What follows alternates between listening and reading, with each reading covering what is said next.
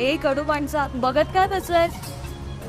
ये समुद्राचा आनंद घे. मी तिथे येऊ? अरे हो Vedanta.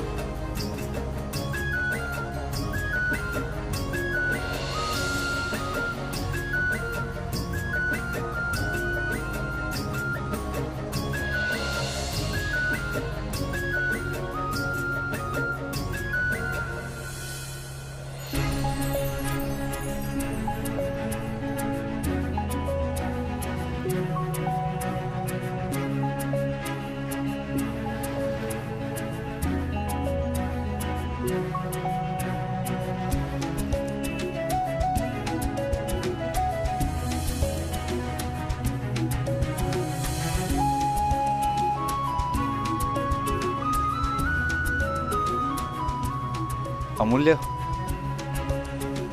I love you. Vedanta, किती वाट बघितली मी या क्षणाची. मला वाटलं तू आत्ता बोलशील, नंतर बोलशील. फायनली प्रेमाचं नाटक करता करता कधी एकमेकांच्या प्रेमात पडलो कळलंच नाही. हो. हो काय हो? काय करायला मला इथे घेऊन आलायस? उठ. वेदांत, बघतोयस काय? उठ म्हटलं ना मी तुला. हा.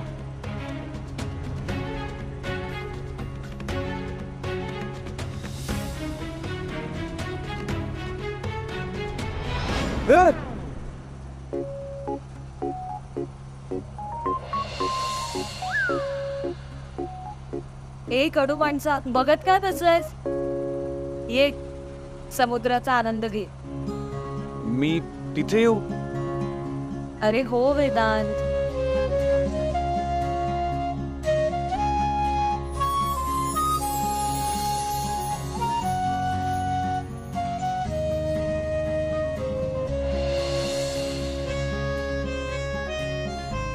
Thank you so so so so so much. Relax. कळलं मला. रिलॅक्स. हे बघ, मला माहिती मी सारखं सारखं तुला थँक्यू म्हणाले तर तुला नाही आवडणार, पण मनापासून थँक्यू. हे माझ्या लाईफचं सगळ्यात भारी सरप्राईज. मग मला सरप्राईज द्यायला आवडतं. अच्छा, फक्त मलाच की मग सगळ्यांनाच? बोलूया, तू सगळ्यांपेक्षा जास्त स्पेशल आहेस. का? मी का स्पेशल आहे? मला पण तर बाकी माणसांसारखे 2 डोळे, 2 कान, 1 नाक, 1 तोंड, 32 दात आणि 206 हाड आहेत. मी का स्पेशल आहे? डॉक्टर अमूल्या तुंपलवार, तुम्ही ना शरीराचा अभ्यास करता करता मनाचा अभ्यास करायला विसरताय.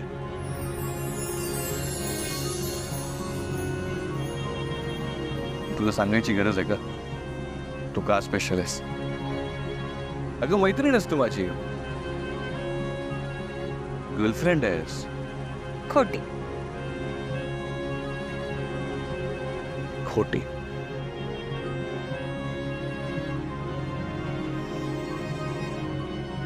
मूल्या, मला बोलायचं होतं तुझ्याशी, म्हणजे ऍक्च्युली एक रिक्वेस्ट आहे. काय? मूल्या, परिस्थिती ना कशी येऊ दे, पण मला आता तुला गमवायचं नाहीये. मला शेवटच्या श्वासापर्यंत सोबत हवीस.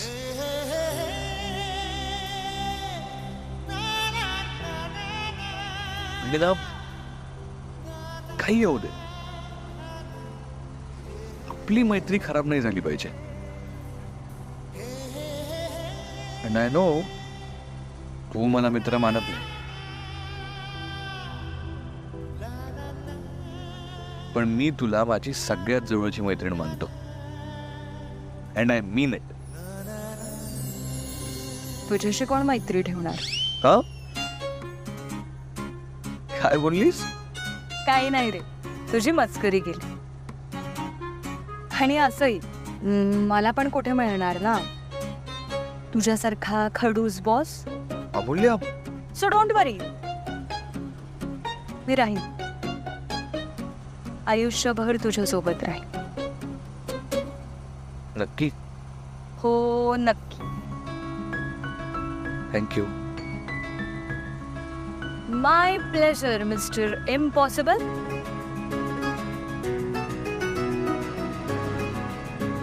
चला, काय तर समुद्राचा आनंद घेऊ.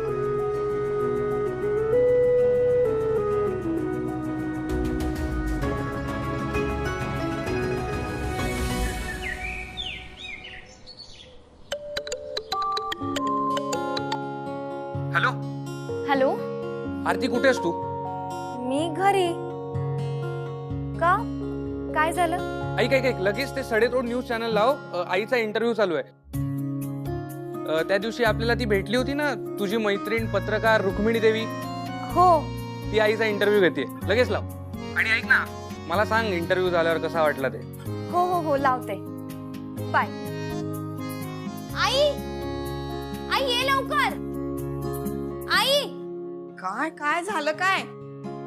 नूतन काकूचा इंटरव्ह्यू लागणार आहे. हो, लाव लाव. श्रीधर वानखेडे यांच्या पत्नी नूतन वानखेडे. विक्रांत, आम्हाला आमच्या सूत्रांकडून माहिती मिळाली आहे. अरे टीव्हीचा आवाज इतका का वाढवलास तू? असू दे ग, आता आईचा आवाज कोणीही दाबून ठेवू शकत नाही. घराघरात पोचणार आपल्या आईचा आवाज. खरंय. की तुम्ही लोकसभेसाठी निवडणूक लढवताय. पक्ष जी जबाबदारी देईल ती मी पार पाडेन. पण तुमच्या कार्यकर्त्यांची अशी इच्छा आहे की तिकीट तुम्हालाच मिळायला हवं. ते आता हायकमांड ठरवते. तिकीट मिळालं तर मी पूर्ण ताकदीने लढीन, पण पक्षाने जर दुसरी जबाबदारी द्यायची ठरवली तर तीही मी पूर्ण करेन. वा, खासदार सासूची सून होणार माझी लेक. आई, नूतनजी, श्रीधर वानखेडे जाऊन बरीच वर्ष लोटली आहेत, पण अजूनही तुम्ही मंगळसूत्र घालता. त्यामागचं काय कारण आहे? हे गेले तेव्हा खूप धक्का बसला मला. पूर्ण खचून गेले होते मी. पण त्याच वेळेला माझा मोठा मुलगा वेदांत माझ्या पाठीशी खंबीरपणे उभा होता. मला म्हणाला की आई, तू आधी होतीस ना तसंच राहायचं. तुला असं विधवेच्या वेशात आम्ही नाही बघू शकत. बाबांसाठी जग, त्यांना आवडेल ते. आणि म्हणून हे गेल्यानंतर सुद्धा मी जशी राहत होते ना तशीच राहिले. वा, पुरोगामी महाराष्ट्रासाठी हे उदाहरण नक्कीच कौतुकास्पद आहे. हे जे काही आहे ना, हे सगळं श्रीधर वानखेडेंमुळे. अरे वा, काय बोलतीये ना. मी श्रीधर वानखेडेंचं एक जुनं भाषण ऐकलं. त्यात ते असं म्हणाले होते की आज जर मी यशस्वी असेन तर तो फक्त माझ्या पत्नीमुळे. नाही नाही, ते काही म्हणू देत, पण मी सांगते ना, आज ते यशस्वी राजकारणी आहेत ते फक्त आणि फक्त त्यांच्या मेहनतीमुळे. पण असं म्हणतातच ना की प्रत्येक यशस्वी पुरुषामागे एक स्त्री असते. पण मग तुमच्या मागे पुरुषोत्तम गुडपल्लीवार आहेत का? पुरुषोत्तम? मी असं ऐकलंय की एक खुनी माणूस म्हणजेच पुरुषोत्तम गुडपल्लीवार तुमचे सल्लागार म्हणून काम बघतात.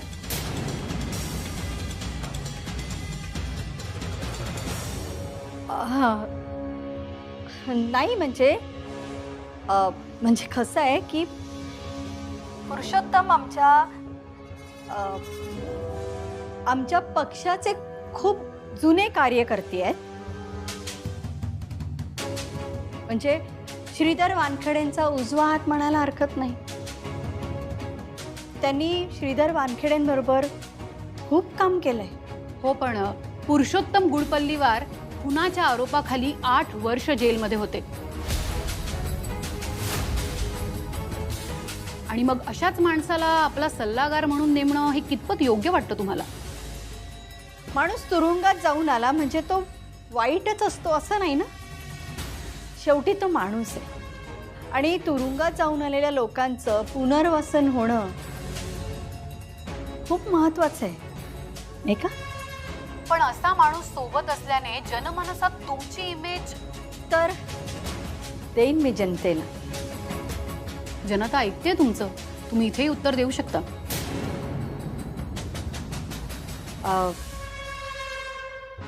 कोर्टाने पण मान्य केलंय.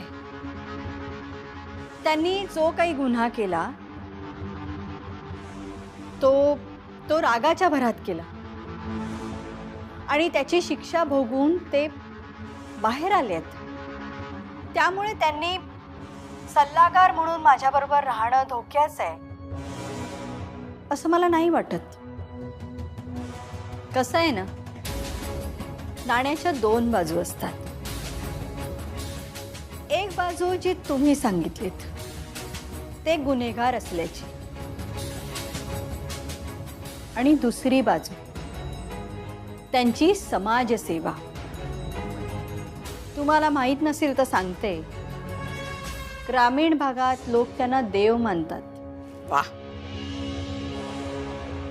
खरी राजकारणी झाली आहे आता. नूतनजी, त्यांची ही दुसरी बाजू आज तुमच्या निमित्ताने जनतेसमोर आली आहे. ती सांगितल्याबद्दल खरंच धन्यवाद. नूतनजी, आज तुम्ही वेळात वेळ काढून इथे आलात, इंटरव्ह्यू केलात, त्याबद्दल धन्यवाद. मी तुम्हाला तुमच्या येणाऱ्या लोकसभेच्या निवडणुकांसाठी शुभेच्छा देते आणि अपेक्षा करते की तुम्ही निवडून आलात तर आपण पुन्हा एक असाच इंटरव्ह्यू करूयात. तर प्रेक्षक हो, या होत्या नूतन वानखेडे. तुम्हाला पुढच्या भागात कुणाचा खरा चेहरा पाहायला आवडेल हे मला नक्की कळवा. तोपर्यंत पाहत रहा सडेतोड न्यूज.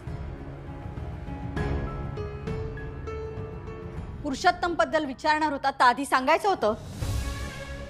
सॉरी मॅडम, पण खरंच हा माझा प्रश्न नव्हता.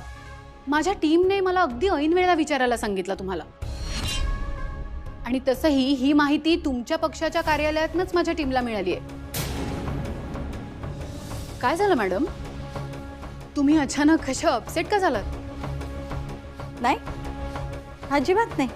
डोंट वरी मॅडम, इंटरव्ह्यू छान झालाय. आता जनतेच्या प्रतिक्रियांवरून कळेलच तुम्हाला.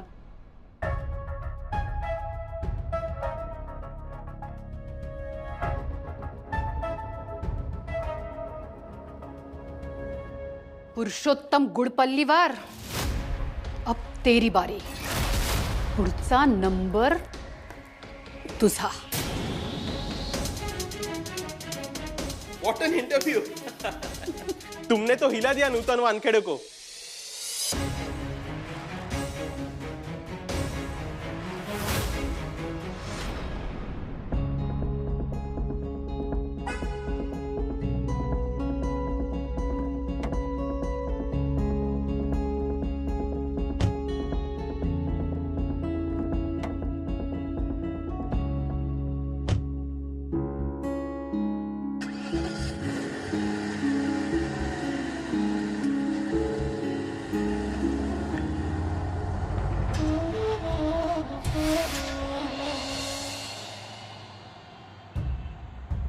आपण वेदांत, मी आज नाही पोहोचले ना नागपूरला, तर वाट लागेल माझी. अमूल्या, कळतंय का तुला? अमूल्या, मला सगळं माहिती आहे. एक बघ, तर घरी सांगितलेलं नाहीये मी.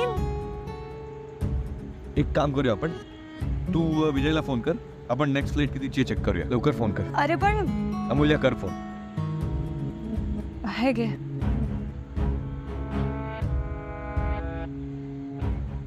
हॅलो विजय, ऐक ना रे, आमची मुंबईहून रिटर्न येण्याची फ्लाईट मिस होणार आहे ट्रॅफिकमुळे. तू लवकरात लवकर नेक्स्ट फ्लाईट कितीची चेक कर. ठीक आहे सर, बघतो. पण सर मी काय म्हणतो, तुम्ही एवढी धावपळ कशाला करताय? उद्या सकाळच्या फ्लाईटनी या ना.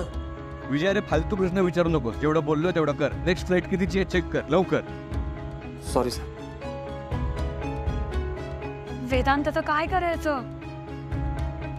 आणि तू त्यांच्यावर कशाला ओरडतोस? त्यांची काय चूक आहे? नसेल काही अवेलेबल. चूक आपली, आपण लवकर निघायला हवं होतं.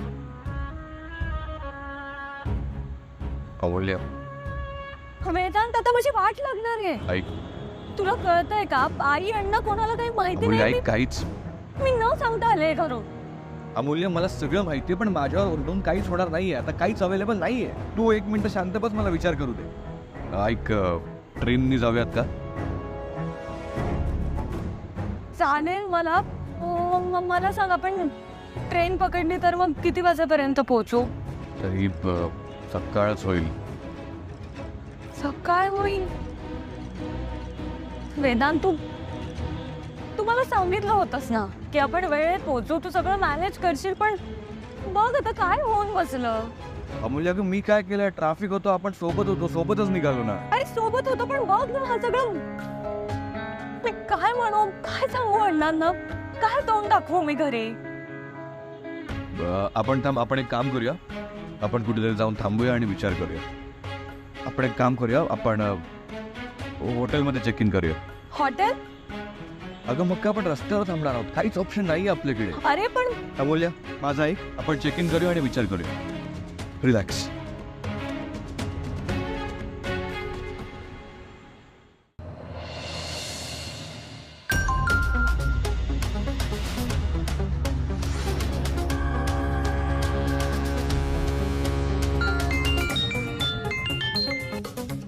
हा बोल. साहेब फोटो पाहिलेत का? वेदांत वानखेडे आणि अमूल्य. हे दोघं मुंबईला काय करताय? हो, जीवाची मुंबई करतायत. साहेब लॉटरी लागली आपल्याला, लॉटरी. अजून एक, ती अमूल्य रडत होती आणि वेदांत साहेब काहीतरी समजवत होते. का? काही कळलं नाही का रडत होती, पण रडत होती. छान काम केलंस तू. मस्त एकदम. आल्यावर बक्षीस घे माझ्याकडून. अहो साहेब तुम्हीच म्हणालात मुंबई फिरायला जा. फिरायला गेलो, फिरता फिरता हे दोघं दिसले, त्यांचा पाठलाग केला. आता मी सांगतो तसं कर. त्यांच्या मागावर राहा, पाठलाग कर त्यांचा. त्यांचे फोटो काढ आणि मला पाठवत राहा. अर मी आत्ताच हॉटेलवर आलो, जातो त्यांचा पाठलाग करतो. दुसरी गोष्ट, वेदांत वानखेडेच्या नजरेस पडू नकोस, लपून राहा. त्याला कळू देऊ नकोस. हो साहेब. आलं की बक्षीस घ्यायला ये. हो साहेब.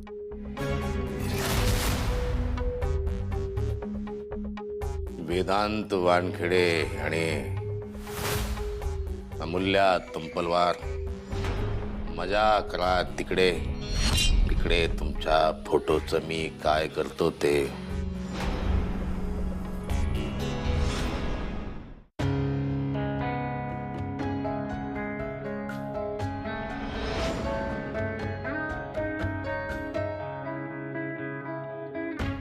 वेदांत, अरे तू इथे काय करतोयस? काय?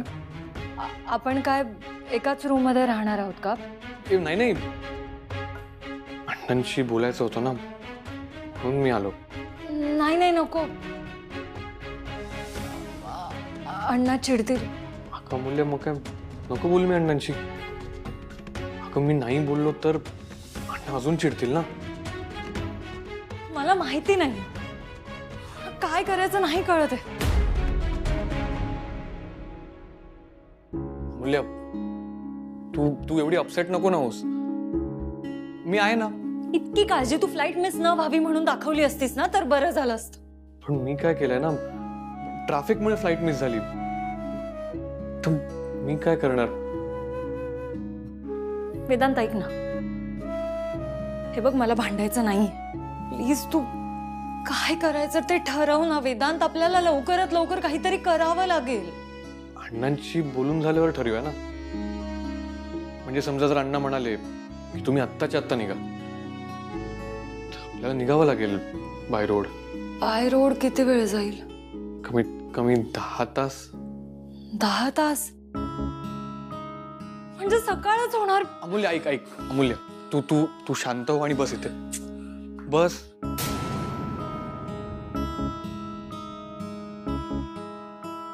अमूल्या,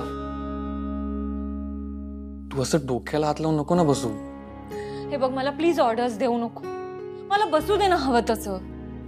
आधीच माझं डोकं जाग्यावर नाही. अमूल्या, तू काय घेणार? चहा का कॉफी? एक मिनिट थांब.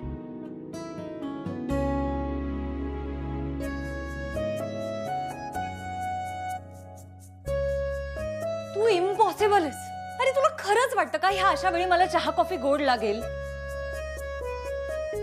परत ऐक, हा, आपण आत्ताच्या आत्ता अण्णांना कॉल करूयात.